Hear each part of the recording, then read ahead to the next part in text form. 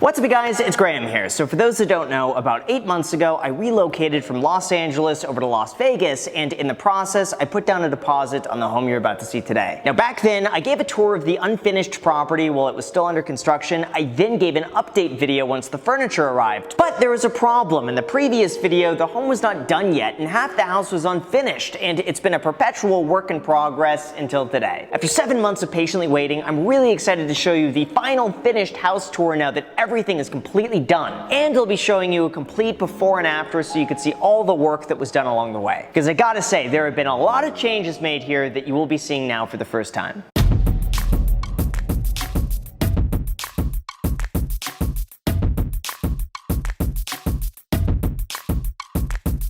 So we'll start off with the outside of the home so we can get some of the basic stats out of the way. The home itself is just over 3,800 square feet, 4 bedrooms, 3.5 bathrooms, and 2 offices. When I was first showing this area, it was a complete construction mess and they hadn't even installed the brick along the driveway. But now, as you can see, everything is done, the landscape went in, and at night we have a few lights that turn the house into a spaceship. But I digress. Come inside, just make sure to smile for the camera. Well, when we first moved in, this entry was completely empty. The tile floors had just been installed and it was a completely blank canvas with these massive 25-foot ceilings, but now all the work is done and it's absolutely perfect. I absolutely love when you walk in, this is the main focal point. It's a 310-gallon Reef Aquarium put together by Infinity Aquariums, and it's my total pride and joy. Steven at Top Shelf Aquatics was also kind enough to send over a whole bunch of fish and coral, and my first boss, Chris, recently came over and sent me all these snails and hermit crabs from Worldwide Corals. Now, I'm probably talking too much about the aquarium at this point, and I know you came for a house tour, so if you want more aquarium content,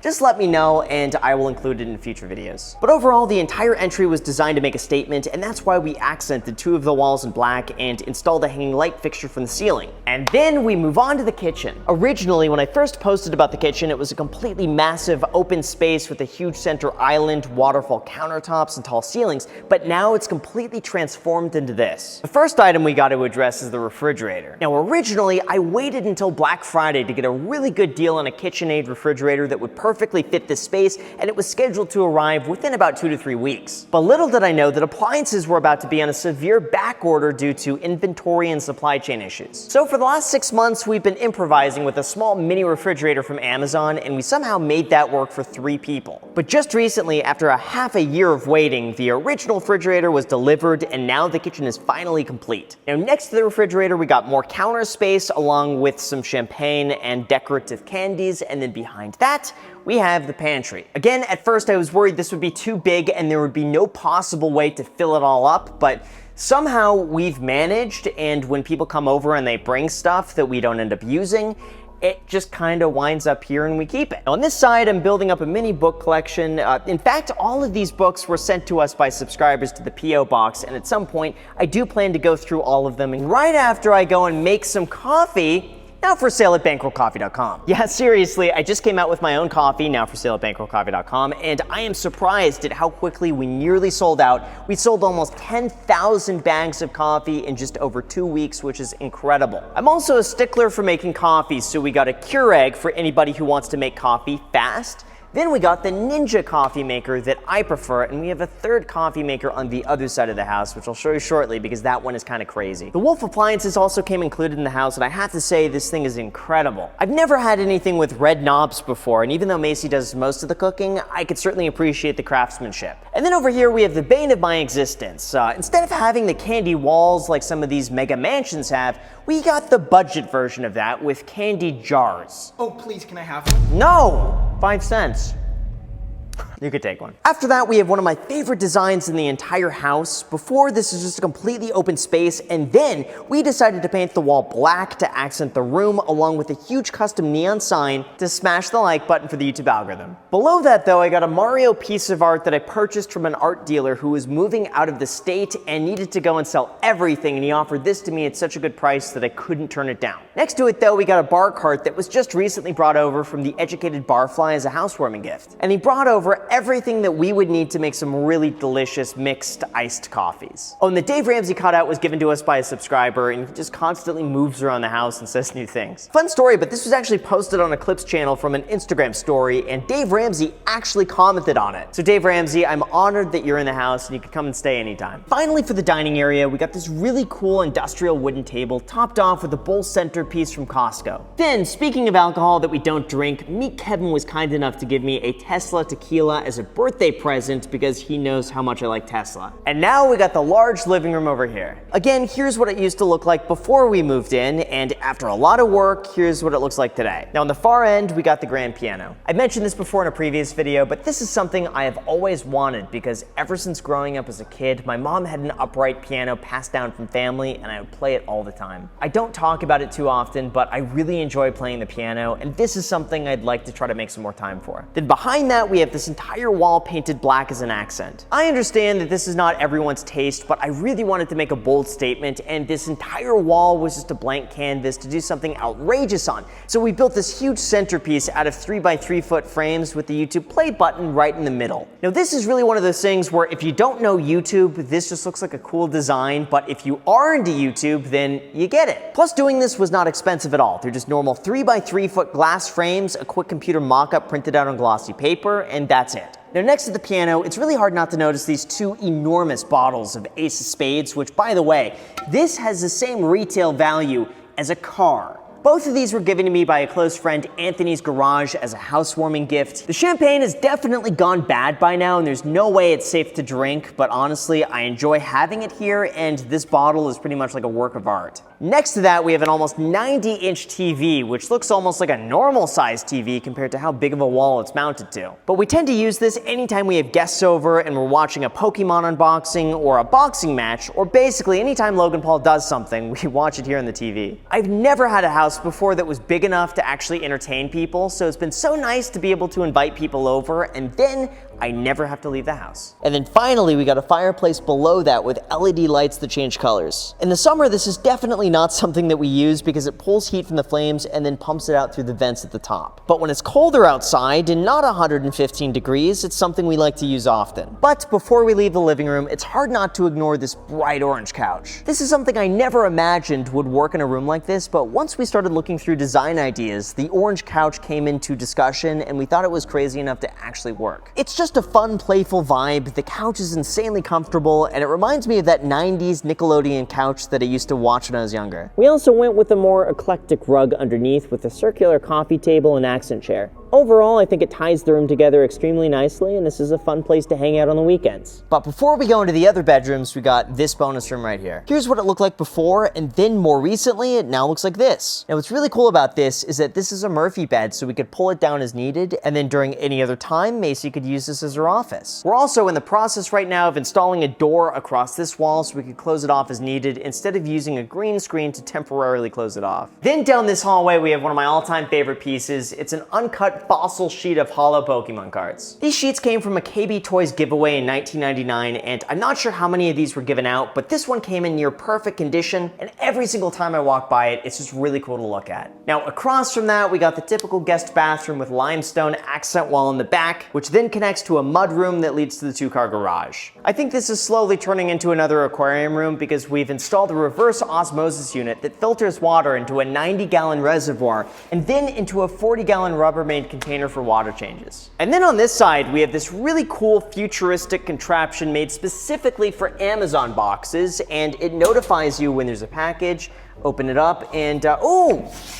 Look at this. We got meal replacements with Huel. And then as we walk towards the other side of the house, we got the main bedroom over here. On the left, we have two walk-in closets with barn doors that close them off. And then we have an oversized bathroom that's just insanely big. Like, here's what it used to look like before the home was completed, and now everything is completely finished, including blackout curtains, which we didn't have before. Now, in my previous video, I mentioned that this is such a terrible design because it ends up splashing water everywhere, and by the time the water actually hits you it's kind of cooled off. Well, I did some research, and as it turns out, you can manually override the water heater and turn the heat all the way up to 140 degrees, and that's what I did. Then to go over the rest of the bathroom, we have 2 sinks with marble countertops, a full-sized mirror, and then on this side, we got an enormous bathtub that our lovely neighbors can look right into. And then as you walk into the bedroom itself, you'll notice that we did a brick veneer against the back wall that might look kind of familiar, because it's the exact same brick veneer that I used in my Los Angeles studio, and it's the exact same brick veneer that you're about to see in the garage. Anyway, we got a queen-size bed with 2 floor-to-ceiling nightstands on either end, we got a full-size dresser that runs the length of the wall,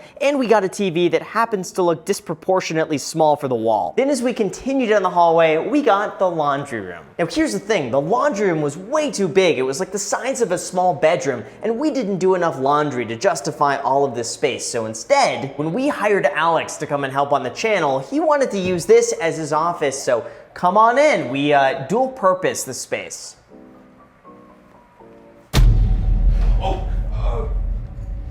Hey, what you working on? Videos. Which video? So I got the setup here, got the custom Jack Subby mouse pad I made myself here, got a mic for voiceovers, just a few things to edit videos, and I keep all my equipment here on the other side. Then on this side, we have Jack's editing room where he finishes all the videos for the second channel, The Graham Stephan Show, and this is what it looks like now. What are you doing, Jack? Working. On what? Bye. This is still a work in progress, but within about 2 months, all of this should be finished and used exclusively for our podcast, The Iced Coffee Hour. We got a handmade wooden table being delivered in the next few weeks. It's gonna be coming out from this wall right here with some art right above it, and then maybe some other trinkets on either side to add to the shot. Now, you also might notice the ceiling. That was a failed attempt to use spray adhesive to glue foam padding for sound deadening, and within a few days, they all started dropping off one by one. And then across from that, we got Jack's room. Here's what it used to look like before, and now here's what it looks like today. And then finally, we got the brand new finished office. Here's what it looks like before we closed on the house, and now here's what it looks like today. Now, as you walk in, you're gonna notice a third coffee maker, compliments of Terra Cafe, and I gotta say, this one is absolutely incredible. You pour the beans in from the top, you press a button, and within seconds, a fresh coffee is made. Then below that, you might notice something familiar. It's the mini Amazon refrigerator that we used to use in the kitchen. I just threw it down here, and Macy filled it up with some coffee creamer and flavored waters for when I don't want to walk to the kitchen. Then from there, we have a couch that I'm able to do most of my editing on, and it also doubles as the podcast studio for the Iced Coffee Hour. I then accented that with an aviation drawer to match the desk, along with the cheap light off Amazon that you just touch to turn off and on. I also bought several of these spotlights from Amazon and placed them around the room, so that way on camera it gives a little bit more depth. We also have these really thick soundproof curtains throughout the entire room to block out any of the echo and completely block out the light, so that when all of these are closed up, you're pretty much in complete silence.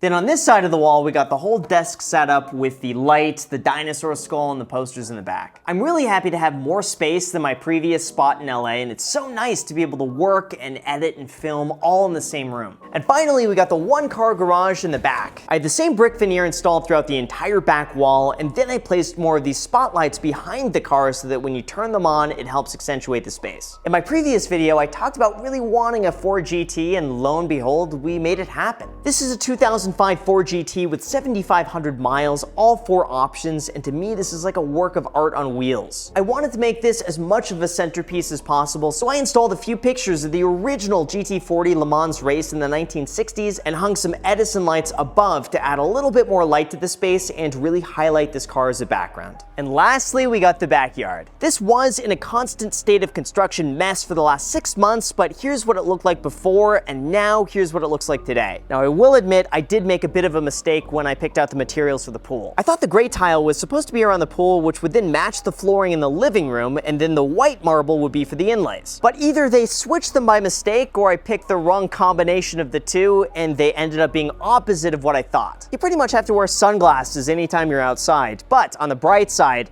pun intended, at least the white doesn't get too hot in the heat and you can actually kind of stand out here, so there is that. This also has a waterfall feature that brings out water from the top, and then right below that is a fire pit that we just turned on for the first time the other night, and this is what it looks like. Then at night we've got these really cool spotlights that automatically turn on and that illuminates the entire backyard while creating such a cool atmosphere in the middle of the desert. And then on this side we got a jacuzzi, more seating, and a faux grass finish for Bailey to go to the bathroom on. Now, I didn't really realize how much direct sunlight this entire backyard gets, so I'm working on building a canopy over here to give us some sort of shade, because I gotta say, like, after 1 or 2 p.m., this entire backyard gets so hot and it's pretty much unusable with no shade. So this is the next thing we're working on. These doors also open up all the way, so it's perfect if you want to get a ton of indoor-outdoor space, but you know what? It's so hot outside, I'm gonna keep this closed. So that is the final house tour, and all that's left to be finished is the podcast room. So if you wanna see what that looks like over the next few months as that gets done,